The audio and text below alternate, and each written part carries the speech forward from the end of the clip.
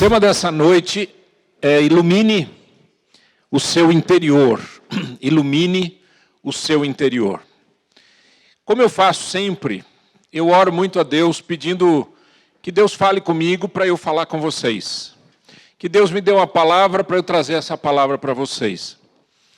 É uma gestação e um parto bastante dolorosos. Porque não é fácil a gente pensar em alguma coisa que realmente faça diferença. Só que eu não sei o que você pensa, eu não sei o que você sente, eu não sei, né, como que você chegou aqui, mas eu sei que Deus, que conhece a gente, pode me dirigir para ajudar você. Essa é a tabelinha, o milagre está aí. Então eu creio nisso, tá bom? E falando sobre o interior, tem um texto na Bíblia. Eu vou pedir para você fazer essa leitura comigo em voz alta. É um texto específico de 1 Coríntios que fala a respeito da ceia. Eu não vou falar da ceia, mas eu vou falar de algo que está aqui envolvido, né, neste conselho paulino a respeito da ceia. Leia comigo. Examine-se, pois, o homem a si mesmo, e assim coma do pão e beba do cálice. Pois quem come e bebe sem discernir o corpo, come e bebe juízo para si. Porque se nos julgássemos a nós mesmos, não seríamos julgados. Mas quando julgados, somos disciplinados pelo Senhor, para não sermos condenados com o mundo. Veja que o apóstolo Paulo utiliza aqui basicamente duas palavras gregas importantes para nós. Examine-se o homem a si mesmo, e se nós nos julgássemos a nós mesmos. No fundo, são duas palavras gregas. Essa palavra, dokimazo e diakrino. Dokimazo e diakrino. São essas duas palavras que a gente encontra aqui, no examine-se o homem a si mesmo, e se nós nos julgássemos a nós mesmos. A ideia é de jogar luz no coração, a ideia é de jogar luz no interior da vida. A ideia é trazer à tona aquilo que precisa ser resolvido. E eu vou dizer uma coisa para você, esse é o momento mais difícil na vida de um ser humano, quando ele olha para dentro de si. É mais fácil olhar para os outros e falar dos outros. É mais fácil avaliar a vida dos outros. É mais fácil avaliar a vida da família, a vida da esposa. É mais fácil você dizer que o seu casamento não vai bem porque a sua esposa não é legal. Do que você parar e jogar luz lá dentro e falar quem eu sou. De verdade. Eu gosto daquele texto da Bíblia, quando o Senhor Jesus ensina a gente a fazer oração, ele diz assim, quando você for orar, entra no teu quarto e fecha a porta. E fala com teu pai que te vê em secreto, e o teu pai que te vê em secreto te recompensará. Essa é a ideia de privacidade. Essa ideia de ficar frente a frente com Deus, é como você olhar no espelho. Não que Deus seja um espelho, mas Ele promove isso na gente. Ele ilumina, né? E quando ele ilumina, tudo aparece. Então essas duas palavras são interessantes. A primeira palavra vem de um substantivo dokimos, muito interessante. Quem que eram os dokimos no grego? Na Grécia, etc. Eram pessoas que faziam câmbio de dinheiro, câmbio de moeda, mas que não aceitavam aquelas moedas que eram adulteradas. Como é que a moeda era adulterada naquele tempo? Porque a moeda valia o peso dela. Como ela era de ouro ou de prata, existiam algumas formas de adulterar isso. Uma forma era o cara sempre raspar um pouquinho a moeda, tirar um pouquinho de ouro, um pouquinho de prata e guardar. Tirava a mão um pouquinho e guardava, ele ia fazendo a sua moeda depois. E outra maneira era a falsificação, fazendo com que a moeda tivesse apenas uma capa de ouro, uma capa de prata, e dentro ela fosse um metal qualquer. E esses homens aqui eram profissionais do câmbio, e eles não permitiam que o dinheiro circulasse se eles tivessem essa adulteração. Então eles eram chamados de íntegros. É isso que quer dizer a palavra dokimos.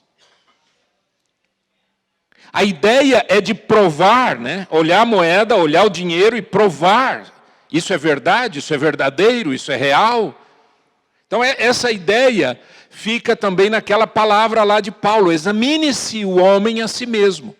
Você pode examinar-se, mas a pergunta é, ao ser examinado, você sairá aprovado? Ao ser examinado, você sairá aprovado? O teste que vai ser feito vai dizer que tem verdade aí dentro? Que tem realidade, integridade, caráter e assim por diante? É isso que quer dizer aquela palavra, examine-se. A segunda palavra, diacrino, é uma palavra já que dá a ideia de separar no sentido de fazer um julgamento. Você separa para julgar, não é assim? Você julga entre o certo e o errado, você julga entre o culpado e o inocente, você julga entre o bom e o ruim, você julga entre o bom e o excelente, você julga, você separa. Então essa ideia de examine-se o homem a si mesmo, e depois lá embaixo diz, se nós nos julgássemos a nós mesmos, não seríamos julgados. Então essas duas palavras, elas produzem uma força muito grande de olhe para dentro de você. Quem é você? Quais são os seus valores? O que você acredita? O que é importante? Pelo que você viveria e pelo que você morreria?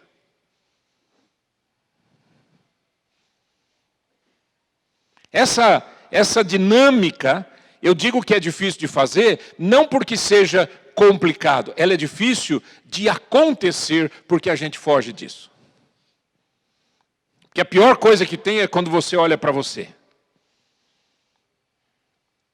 Para dentro de você. Quando a gente olha no espelho e vê apenas a parte física, a gente já fica assustado. Não é? Eu não sei quanto a vocês, mas não sei o que tem acontecido comigo nesses últimos 60 anos. Eu tenho me sentido assim meio... Parece que eu estou envelhecendo, não sei, parece que eu estou envelhecendo, parece. Outro dia eu estava preocupado porque eu olhei no espelho e falei, estou perdendo o cabelo. Aí começou a ficar... Né? Gente, a gente muda, etc. Mas há uma coisa dentro de nós que não muda. É quem nós somos de verdade, não é? Não muda. A fachada pode mudar, mas internamente você não muda. Quem é você? E você sabe que tem gente que, se você perguntar e falar assim, quem é você? A pessoa fala tudo menos quem é. A pessoa fala qual é a sua profissão, o que estudou, quantos filhos tem, com quem que é casado, onde é que trabalha, onde mora, mas não consegue destacar a si mesmo. E fala, eu sou assim, eu sou essa pessoa. Então, essa pergunta é muito profunda, né? Quem é? Por exemplo, é claro, uma reflexão importante. Algum pessoal de RH, né? Pessoal de recrutador, né? de profissões, faz às vezes uma pergunta, né? Que é muito interessante, né? Aquela pergunta assim, me fale um defeito seu. Você já viu as respostas, quais são? Eu sou muito perfeccionista. Eu sou muito perfeccionista, né? Não, eu tenho um defeito. Eu gosto de chegar na hora. A pessoa não consegue falar de um defeito seu. É como se a gente tivesse uma defesa, uma autodefesa. E a gente dissesse, eu não posso falar mal de mim. Eu não posso falar mal de mim. Então, eu vou sempre falar coisa boa a meu respeito. Até quando eu for falar uma coisa negativa, eu vou cobrir com alguma coisa positiva. Você vai numa empresa e a empresa não te serviu bem, ok? Imagina qualquer empresa, de comida, roupa, material de construção, qualquer coisa. Você vai num lugar e a empresa que deveria te servir não te serviu bem. Entende o que eu quero dizer de servir? Eu não estou falando se não tinha produto. Não te serviu bem, ok? Aí você chega lá e diz, olha, eu vim aqui, aconteceu isso, depois aconteceu isso, vocês furaram nisso, vocês furaram naquilo. Você consegue ver aquelas pessoas dizendo, de verdade, é o nosso erro, nós temos um problema de processo, nós temos que resolver isso, é uma situação, quero pedir perdão para o senhor. Você consegue ver isso? Não. A pessoa sempre arruma uma desculpa. Muito raro. Ela sempre vai arrumar uma desculpa. Sabe o que aconteceu? É que você, quando me pediu isso, o caminhão não tinha chegado, e eu com isso.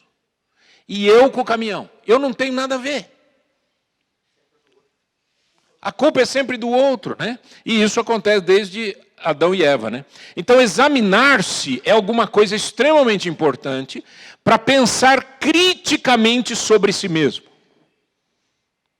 Oi.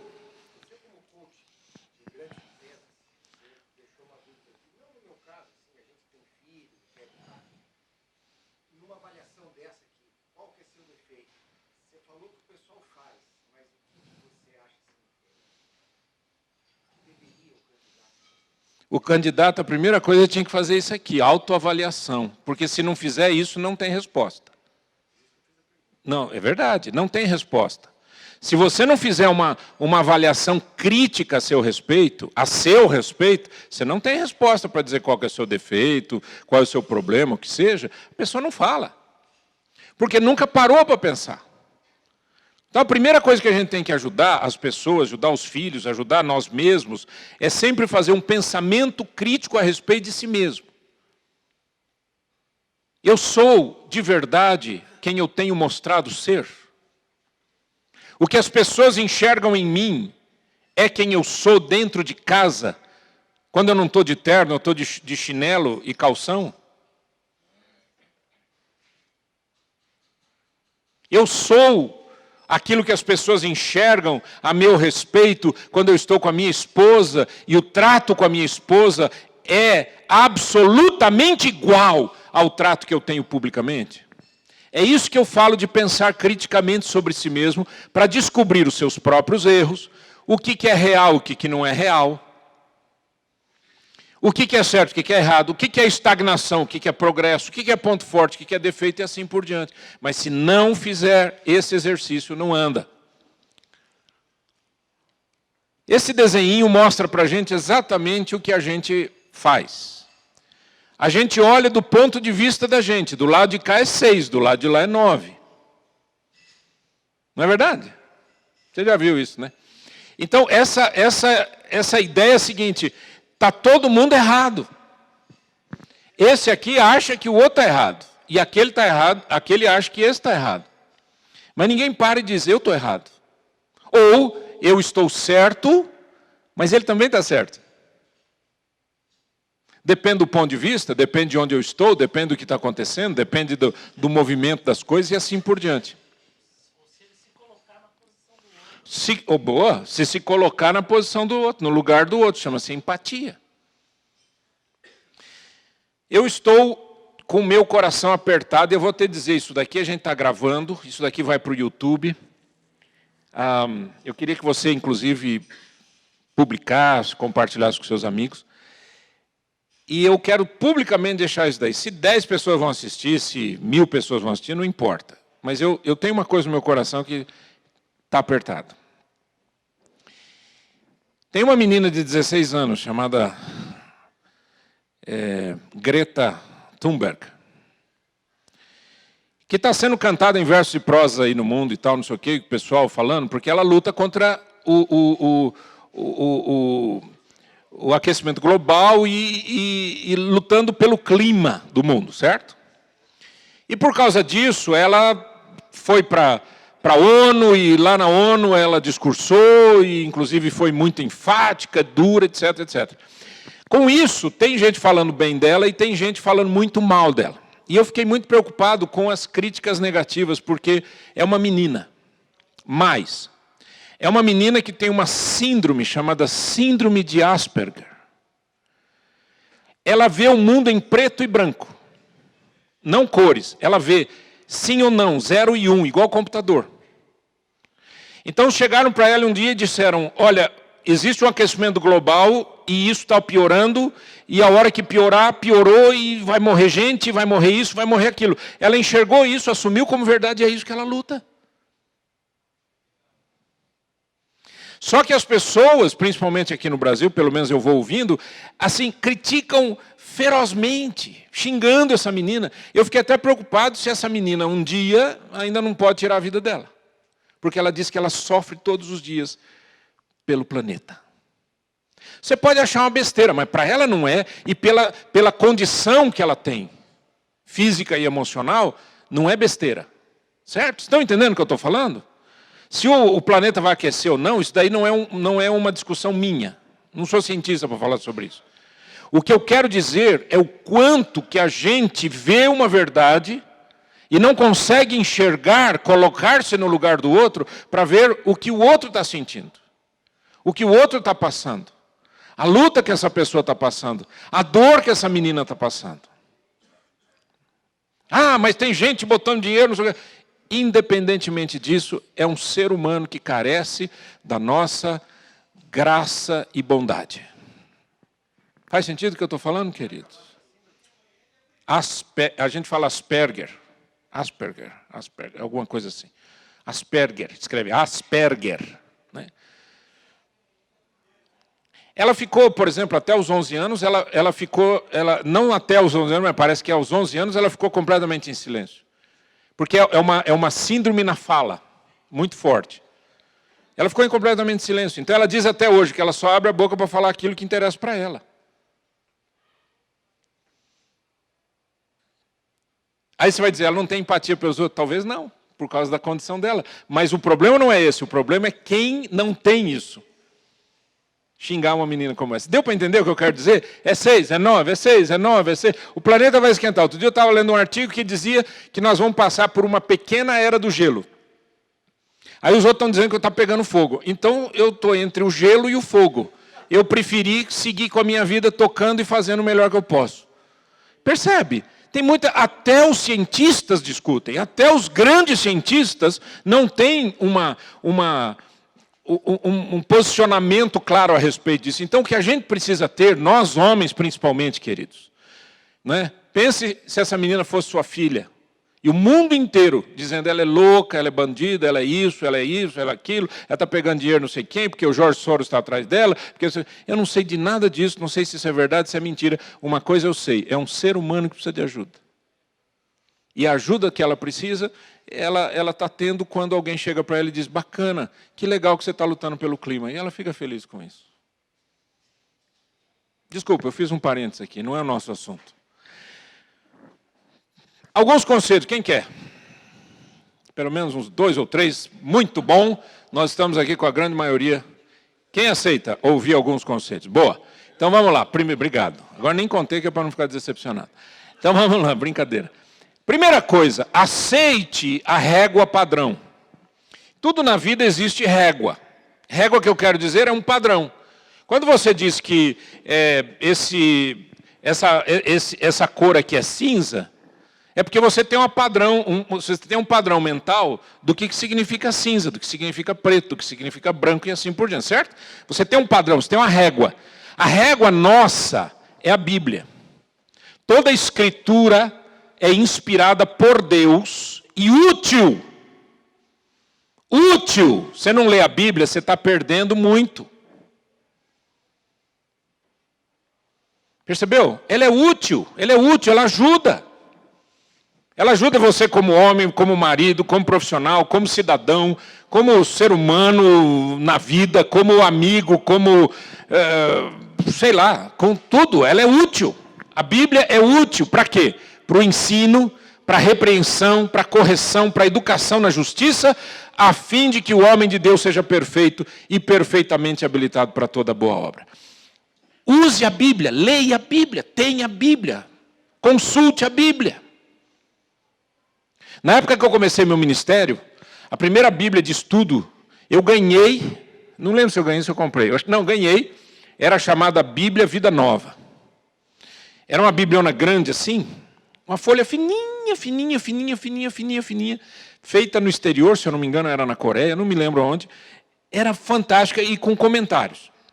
E atrás tinha tipo uma chave, a gente chama isso de chave bíblica. Chave bíblica é quando você procura uma palavra e ele te joga para vários textos da Bíblia onde tem aquela palavra. E mais concordância, dicionário, etc. Era uma Bíblia fantástica. Era o início da minha vida como seminarista. Primeiro ano de seminário. Hoje, num celular, eu consigo ver quais são as palavras no original. As definições em português. Eu tenho condições de fazer cruzamento de informação na Bíblia, que é uma coisa impressionante. Mas nunca se leu tão pouco a Bíblia. Quer dizer, a gente tem mais recurso e menos atenção. Porque, na verdade, o que a Bíblia não é um livro mecânico. A Bíblia é um livro de cabeceira. É para ser consultado. O que Deus diz que está certo é certo, o que Deus diz que é errado, o que Deus ensina como sendo a sua vontade, deve ser a nossa bandeira. É assim que o cristão vive, é assim que um homem que quer levar Deus a sério anda. Isso aqui é errado, é errado. Mas todo mundo está falando que é certo. Deus falou que é errado.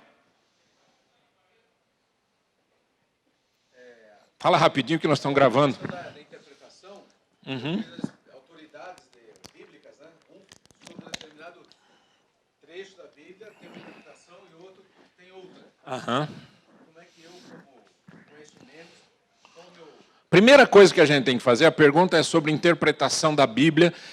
Um fala uma coisa, outro fala outra, tem um estudo que fala isso, tem outro que fala aquilo, eu li um livro sobre isso e outro livro fala aquilo. A primeira coisa que a gente tem que fazer e parar com isso é uma só. Leia a Bíblia.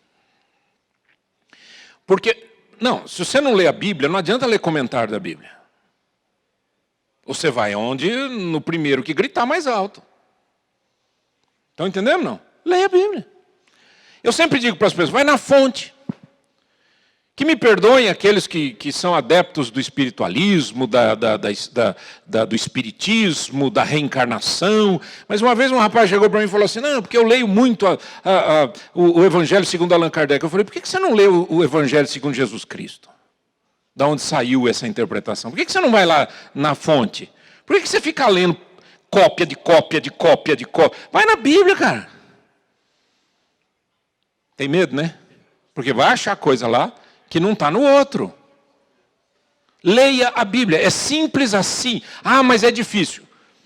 Meu amigo, você já pegou um livro de medicina? Você já pegou um livro de engenharia? O dia que você estiver passando numa livraria, pega esses livros dessa meninada que faz programação de computador. Dá uma olhada. É assim, uns livros assim, cheio de não sei o quê. Para mim, é não sei o quê. É absolutamente estranho do começo ao fim. Não é verdade? É uma linguagem técnica. Agora, a Bíblia fala de Deus, fala de história, fala de vida, fala de ética, fala de caráter. Mas eu estou em dúvida, com quem que Caim casou?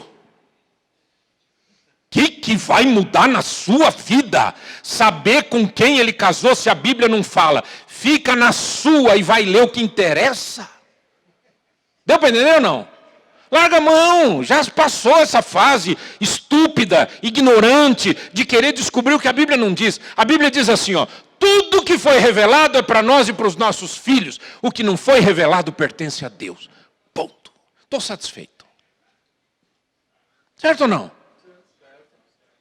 A Bíblia fala sobre medicina? Não fala. A Bíblia fala sobre biologia? Não fala. A Bíblia fala sobre física? Física quântica? Fala sobre computador? Não fala. Então o que a Bíblia fala? A Bíblia fala da vontade de Deus para nós. Fique satisfeito com isso. Você não conhece nem isso, agora quer discutir outras coisas?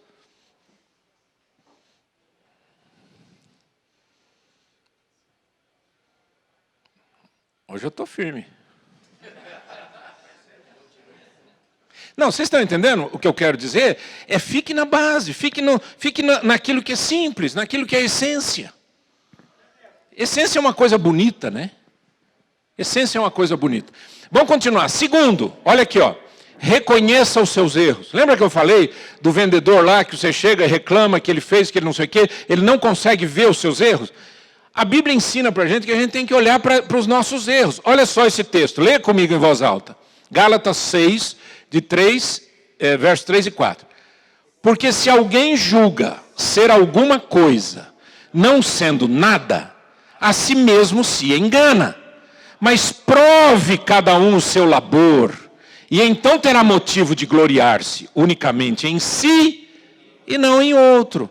Simples, comum e prático. Dá uma olhadinha na tua vida, cara, e vê se aquilo que você está falando que você é. Por isso que eu gosto daquele texto de Jesus, quando ele diz assim, seja o vosso falar sim, sim.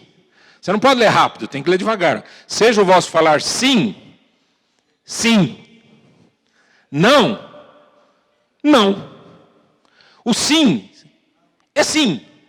E o não é não. Isso é absolutamente a pureza da palavra, dos significados e a pureza da integridade das Escrituras, nesse sentido. A integridade da palavra.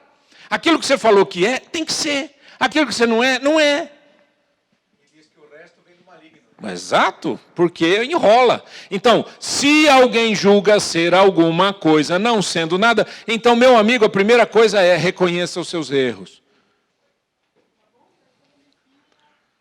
Se alguém chegar para você e falar assim, por exemplo, isso acontece muito em trânsito, né? Não é verdade? Outro dia eu estava entrando numa rua, quer dizer, eu dei sinal para que eu estava entrando à esquerda, e ia pegar, você conhece, ia pegar a Silva Jardim, que tem pista de um lado, pista do outro lado, certo? Eu ia pegar a pista da direita, lá no começo da Silva Jardim, lá em cima. E aí, a hora que eu dei o sinal, fui entrando para a esquerda. E tinha um outro carro atrás de mim, que simplesmente queria cruzar a minha frente. E eu entrei para a esquerda e vi que caí numa pista que eu tinha que entrar à direita, mas eu não queria entrar à direita, então eu continuei e entrei na esquerda. Simples, comum e prático, uma coisinha simples, né? Coisinha de 50 metros, certo? Você sabe que a mulher, era uma mulher, sabe que ela parou do meu lado, baixou o vidro? Uma mulher, baixou o vidro. E eu não tinha visto que ela tinha baixado o vidro, porque eu estava olhando para frente e tal, não sei o quê. E depois de rabo de olho que eu percebi, ela já levantou o vidro e já saiu. Deve ter me xingado de todos os nomes, deve ter lembrado da minha família, das ascendências e descendências. Aí eu fiquei olhando e pensando, o que eu fiz? Será que eu fiz bobagem? Na hora de entrar, eu devia talvez não ter entrado direto na outra pista, talvez tinha ter respeitado, ficar ali, e ainda que tivesse que entrar à direita, entra à direita, vai fazer o quê e tal, não sei o quê. Mas é difícil para a gente reconhecer erro. A gente sempre acha que o outro está errado. A gente sempre acha que é o outro que está ruim. Ela achou que eu estava, e eu achei que ela. Mas para que isso, né? Graças a Deus que eu não vi ela abrindo o vidro. Foi uma tentação a menos na minha vida de ter que abrir o vidro e conversar com a moça. Mas não haveria necessidade, não é? Para quê, né? Eu ia ficar muito nervoso. Não é? Ia ter um monte de toxina no meu sangue. E o que eu ia ganhar com isso? Nada. Terceiro, reconheça suas crenças limitantes. Eu falei sobre isso, e é uma coisa que muita gente fala, etc.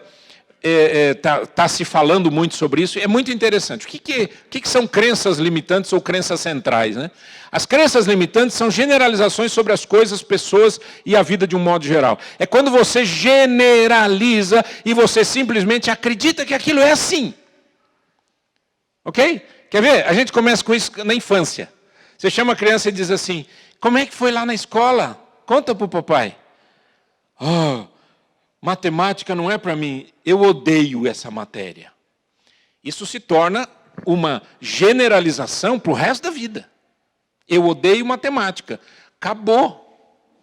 Você pode não gostar, pode não ter um talento para matemática, mas você não precisa odiar, né?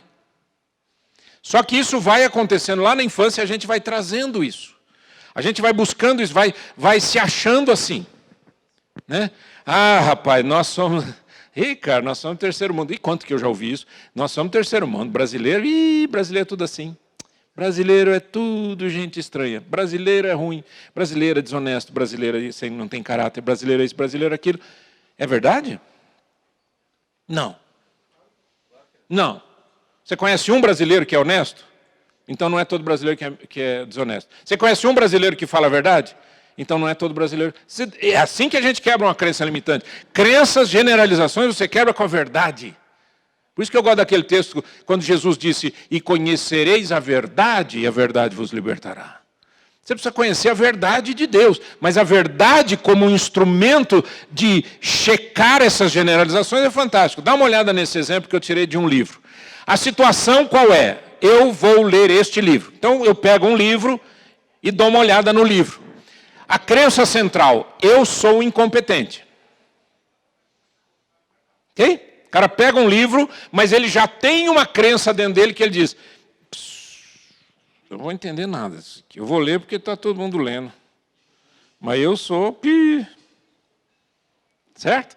A crença central ou limitante, ela leva a uma crença intermediária, que diz o seguinte, se eu não entendo, logo eu sou um burro. Eu sou um estúpido. Eu sou uma pessoa absolutamente incapaz de entender alguma coisa. E isso me leva a pensamentos automáticos. Isso é difícil demais, eu nunca vou entender esse livro. E quais são as reações? Emocional, tristeza, comportamental, fecha o livro, fisiológica, dá até dor de barriga. É ou não é isso que acontece com a gente? Isso tudo nasceu lá dentro, uma coisa chamada crença limitante ou crença central. Por isso que eu prego a Bíblia, porque a Bíblia me tira as crenças limitantes e me coloca a fé em Cristo Jesus e a fé num Deus que é todo-poderoso. Onde todas as coisas podem ser resolvidas pelo Senhor Todo-Poderoso. E daí? Isso não quer dizer que ele era incompetente. É isso que a gente tem que entender. As limitações são naturais na vida, sim ou não? As limitações são naturais. Quando eu encontro pessoas que estão falando uma linguagem técnica em algum assunto, você nunca me viu tão silencioso. Eu já sou quieto. Mas você nunca me viu tão silencioso. Por quê? Por razões óbvias. Agora, eu sou burro porque eu não entendo direito? Eu sou burro porque eu não entendo programação de computador? Eu sou burro porque eu não entendo a linguagem de dois médicos conversando a respeito de uma enfermidade que não sei o quê, porque não sei o quê. Não, é óbvio que não. Cada um na sua. Então, eu não posso me destruir. É isso que a gente faz. Então, quando você entrar lá no quarto para falar com Deus, não entra no quarto dizendo assim, ai, Senhor, eu sou um burro, eu sou um estúpido, eu não sei de nada, na minha vida tudo dá errado, sempre foi assim, meu pai já me falava, você é um inútil, moleque, você não vai dar em nada, e agora eu estou vendo que eu não vou dar em nada mesmo, não sei o quê. Essas são crenças que vão limitando a sua vida e você começa a perder a fé. Agora, sabe o que é gostoso de falar de fé? É que a fé é a certeza das coisas que se esperam. E a convicção de fatos que não se veem. Por quê? Porque eles estão em Deus. O poder está em Deus. A solução está em Deus. O milagre está em Deus. E é isso que a gente precisa. Esses dias eu vi um videozinho, uma pessoa fazendo entrevista com o presidente da John Deere. John Deere vocês conhecem, aquela empresa é multinacional, né, na área de agrícola, implementos agrícolas, tratores, etc. E aí fizeram assim, então, qual que é a mensagem que o senhor deixa aqui para o Brasil? Ele é brasileiro. Qual é a mensagem que o senhor deixa aqui para o Brasil, nessa época difícil que nós estamos vivendo, esses problemas, essa crise? Olha, eu diria o seguinte, primeira coisa, deixe de ler notícia, deixe de acreditar que a mídia está certa, e olhe que tem um Brasil acontecendo que o brasileiro não conhece. E não é verdade? Por exemplo, o Brasil agrícola nós não conhecemos. Ele é maravilhoso. Ele não é grande, ele é gigante, mas nós não conhecemos. A mídia fala? Não fala. Por quê? Porque a mídia está interessada em bater no presidente, para o presidente soltar uma graninha para eles baterem menos. Ou não bater mais. Fica feliz. Né? Fica todo mundo feliz com dinheirinho no bolso, né? Ridículo.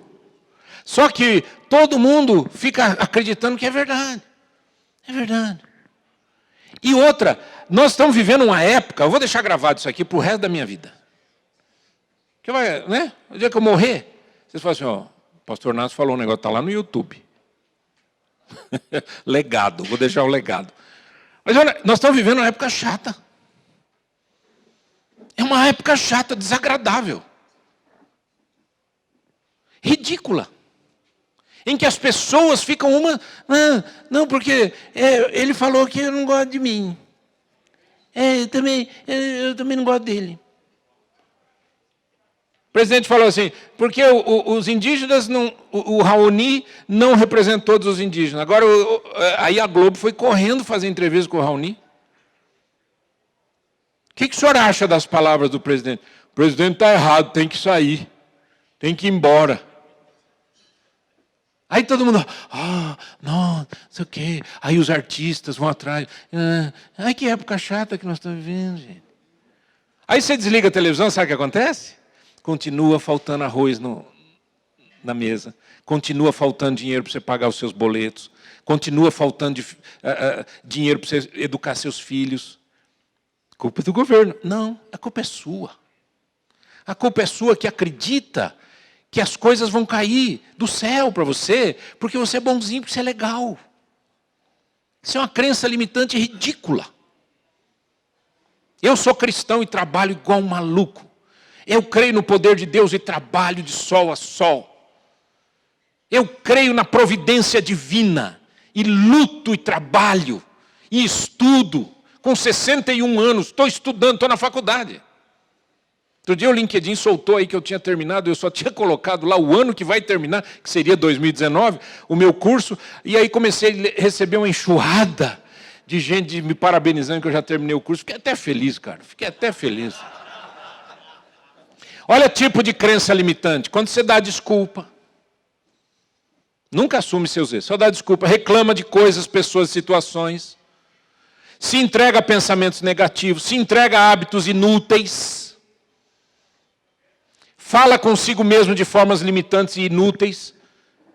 Eu já vi gente fazer isso. A pessoa fala assim, por exemplo, o meu nome é Antônio, né? A pessoa fala consigo mesmo, parece doida, né? Ela fala assim, Antônio, ignorante. Antônio, devia ter estudado, não estudou. Outro dia eu fui lavar meu carro num lava rápido aí, o rapaz tal muito falante, não sei o quê, muito solícito, fez um trabalho maravilhoso, voltei lá depois, elogiei o pessoal, né? Realmente, fez um trabalho lindo, e aí eu falei, então, não sei o quê, como é que é isso aqui? Ele falou assim, minha mãe falou para eu estudar, não estudei, estou eu aqui lavando o carro, mas vou fazer o melhor que eu posso. Aí eu fiquei feliz porque ele já estava saindo da crença limitante, né? Pelo menos dizendo, eu posso ser o melhor lavando o carro e fazer o melhor serviço possível. E ainda saí de lá, ainda ele me deu um presentinho que era para colocar lá aquele sabãozinho para o vidro. Ué? E ainda me cobrou um valor que eu fiquei com vergonha. Outro dia eu falei, gente, não posso, eu tenho que pagar mais para esses caras. Não é possível, estou cobrando muito barato, ainda me dá presente. Dá para ser excelente até na simplicidade, queridos. Se você não sair daqui motivado hoje, pode esquecer. Pode esquecer, tá certo? Tira conclusões precipitadas ou faz suposições. Então são crenças. Um exemplo de crença limitante aqui, Jesus que deu para nós. Olha que bonitinho. Ninguém pode servir a dois senhores. Porque ou há de aborrecer-se de um e amar o outro, ou se devotará a um e desprezará o outro. Não podeis servir a Deus e às riquezas. Qual que é a crença limitante aqui? Servir a Deus e ao dinheiro. Jesus disse, não dá. Servir, né? Nós não estamos falando aqui de ganhar dinheiro, nós não estamos falando de trabalhar, nós estamos falando de servir a quem que você obedece. Você sempre vai se parecer com o Deus que você adora. Você vai se parecer com o Deus que você adora. Vocês estão entendendo, não? Então pense em quem é o seu Deus. E último, reconheça a verdadeira fonte da cura em Cristo Jesus. Né? Primeiro, Ele é perdoador. Olha Atos 10, 43 dizendo para a gente, todos os profetas falaram a respeito de Jesus dizendo que os que creem nele recebem, por meio dele, o perdão de pecados. Gente, não tem nada pior na face da terra, na vida de um ser humano, do que uma coisa chamada sentimento de culpa. Sentimento de culpa mata, destrói, come você por dentro. E a culpa só se resolve com o perdão que Cristo dá. Quando você se sente perdoado e você recebe o perdão em Cristo Jesus, aleluia! Você fica livre, você fica leve. Segundo, Jesus Cristo é a fonte da vida eterna. Vida eterna. Paulo disse em Romanos 6, 23, porque o salário do pecado é a morte, mas o dom gratuito de Deus é a vida eterna em Cristo Jesus nosso Senhor. A vida eterna está em Cristo. Você nasceu para ser eterno.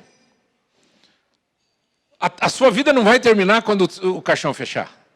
Ou antes do caixão fechar, quando você for para o caixão. A sua vida não termina ali. Ali termina o seu corpo. Mas nós somos eternos. Agora, uma pergunta antiga. Onde você vai passar a eternidade? Com Deus ou sem Deus? Né?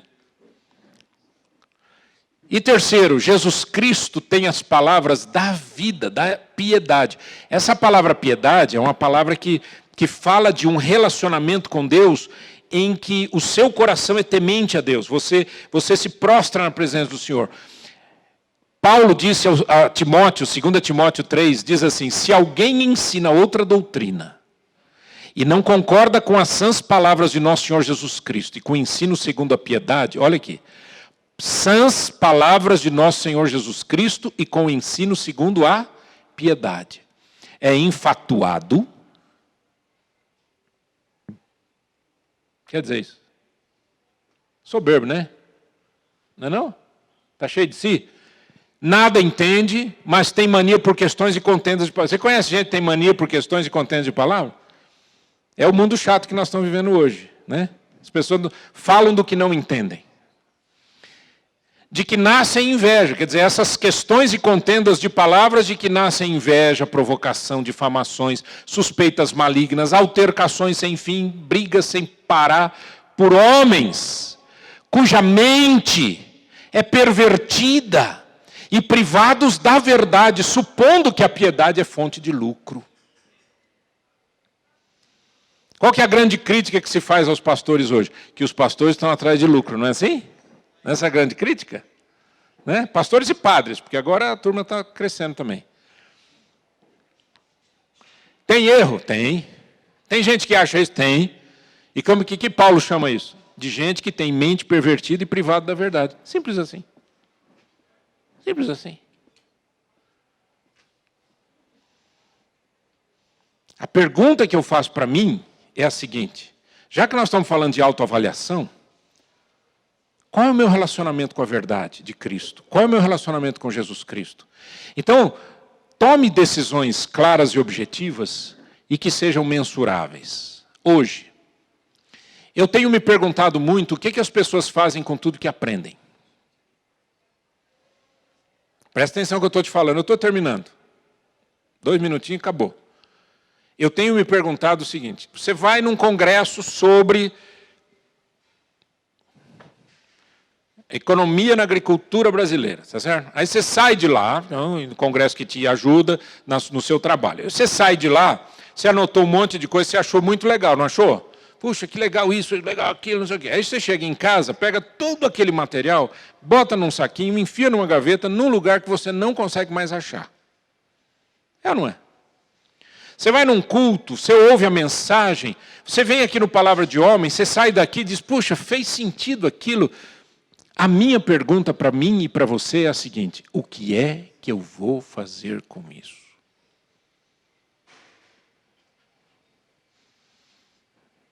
Para isso eu tenho que estabelecer algumas decisões, mas essas decisões têm que ser mensuráveis. O que é decisão mensurável? Você diz assim, ó: rapaz, eu quero ser um homem melhor. Aí todo mundo diz: boa, gostei de ver. Como é que você mede que você está melhor? O que é melhor?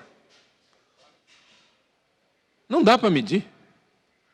Você tem que dizer assim, ó: eu vou falar palavras positivas para minha esposa e nunca mais vou julgá-la. Aí dá para medir, não dá? Aí você sabe quando você não mais falou palavras negativas e quando você falou palavras positivas. E assim por diante. Então a minha pergunta para você antes da gente terminar é: o que é que você vai fazer com o que você ouviu hoje? Vamos ficar em pé?